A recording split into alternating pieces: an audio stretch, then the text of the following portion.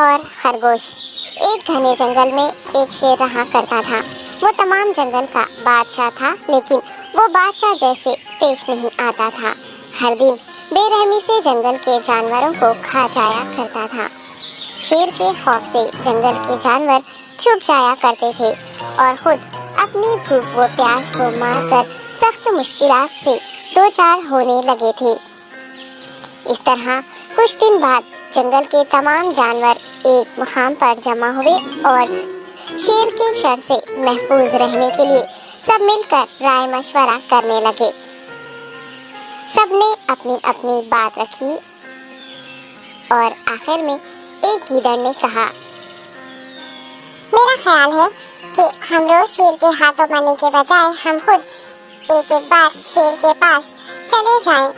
اس طرح روزانہ شیر کسی ایک کو کھا لے گا اور ہم سب اپنی اپنی باری سے چلے جائیں گے اور بلا خوف و ڈر سکون سے زندگی گزاریں گے۔ گیدڑ کے مشورے پہ تمام جانور رضامند ہو گئے۔ ایک بندر نے کہا، ٹھیک ہے، تمہاری بات بالکل درست ہے۔ موت کا خوف کرنے کے بجائے اپنی باری آنے تک ہم اطمینان و سکون کی زندگی گزار سکیں گے۔ جانوروں کی بات چیت مکمل ہونے کے بعد خود گیدڑ نے شیر کے پاس جا کر یہ ساری بات بتائی۔ گیدڑ کی باتیں سننے کے بعد شیر نے کہا، میں بادشاہ ہوں، اس لیے تم سب کی بات مان رہا ہوں، لیکن ایک بات غور سے سن لو۔ اگر کسی دن مجھے جانور ملنے میں تاخیر ہو جائے تو میں خاموش نہیں بیٹھوں گا اور دوبارہ تم سب پر حملہ کرنا شروع کروں گا۔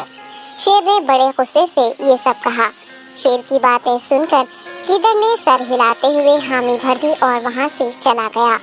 اس دن کے بعد ایک ایک جانور بلا ناغہ اپنی اپنی باری کے مطابق شیر کے پاس جانے لگے اور شیر سکون سے اپنے پاس آنے والے جانوروں کو مار کر اپنی بھوک مٹانے لگا۔ یہ معاملہ ایسے ہی چل رہا تھا اور ایک دن شیر کے پاس جانے کی باری ایک خرگوش کی آئی۔ وہ خرگوش بہت ہی ہوشیار تھا۔ اسے شیر کے پاس جانا منظور نہیں تھا اور اس نے اپنے ساتھی جانوروں کو بے رحمی سے مارنے والے شیر کو سبق سکھانے کی ٹھان لی اور ایک اچھی تدبیر نکال کر آہستہ آہستہ شیر کی گفا کے پاس پہنچ گیا۔ تاخیر ہو جانے سے شیر کافی غصے میں تھا اور خرگوش کو دیکھ کر غصے سے کہنے لگا، میں نے تم سب کو پہلے ہی کہہ دیا تھا، دیر ہو جائے تو میں خاموش نہیں بیٹھوں گا۔ تم نے وعدہ خلافی کی ہے، اس لیے میں جنگل جا کر من چاہے جانور کا شکار کر کھا جاؤں گا۔ تب خرگوش نے شیر سے کہا، معاف کر دیجیے بادشاہ سلامت، غلطی ہو گئی اور اس کا ایک واجب سبب ہے۔ اطمینان رکھیے، میں بیان کرتا ہوں، آپ سنیے اور اس کے بعد آپ آرام سے مجھے مار کر کھا لیں۔ شیر نے پھر غصے سے کہا، وہ کیا بات ہے، جلدی بتاؤ۔ خرگوش نے کہا، بادشاہ سلامت، میں آپ کے پاس آ رہا تھا اور راستے میں مجھے ایک شیر مل گیا اور مجھے مارنے کے لیے آگے بڑھنے لگا۔ میں نے آپ کی بہادری کی بات اس شیر کے سامنے رکھی، لیکن وہ شیر آپ کے بارے میں بہت برا بھلا کہنے لگا۔ یہ سن کر میں نے غصے سے کہا، تم ہمارے جنگل کے نہیں ہو، ہمارے بادشاہ کے بارے میں ایسی باتیں مت کہو۔ یہ سن کر وہ شیر مجھ پر حملہ کرنے کے لیے تیار ہو گیا۔ یہ دیکھ کر میں نے کہا، تم مجھے مارو گے تو ہمارے بادشاہ تمہیں ہرگز نہیں بخشیں گے۔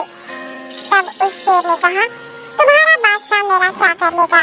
میں نے کئی ہاتھیوں کو اپنے پنجے سے مار گرایا ہے۔ تمہارا بادشاہ ہو یا کوئی اور ہو، میرے ہاتھوں بچ نہیں سکتا اور میرے سامنے کوئی ٹک نہیں سکتا۔ میں اسے ختم کروں گا۔ یہ سب بدتمیزی کرنے لگا۔ میں نے اس شیر سے کہا، تم ہمارے بادشاہ سے آ کر بات کرو۔ تب اس نے فخر سے کہا، میں کیوں آؤں؟ تمہارے بادشاہ میں دم ہے تو اسے ہی یہاں لے کر آؤ۔ یہ کہہ کر مجھے دبانے لگا۔ بادشاہ سلامت، اسی لیے آنے میں تاخیر ہو گئی۔ یہ سنتے ہی شیر غصے سے کہنے لگا، چلو ابھی چلتے ہیں، اسے ختم کر دوں گا۔ یہ سننے کے بعد خرگوش نے شیر کو جنگل کے درمیان موجود ایک کنویں کے پاس لے گیا۔ خرگوش نے کہا، بادشاہ اس کے اندر دیکھیے، وہ وہاں آپ کا بے صبری سے انتظار کر رہا ہے، آپ اسے اچھا سبق سکھائیے۔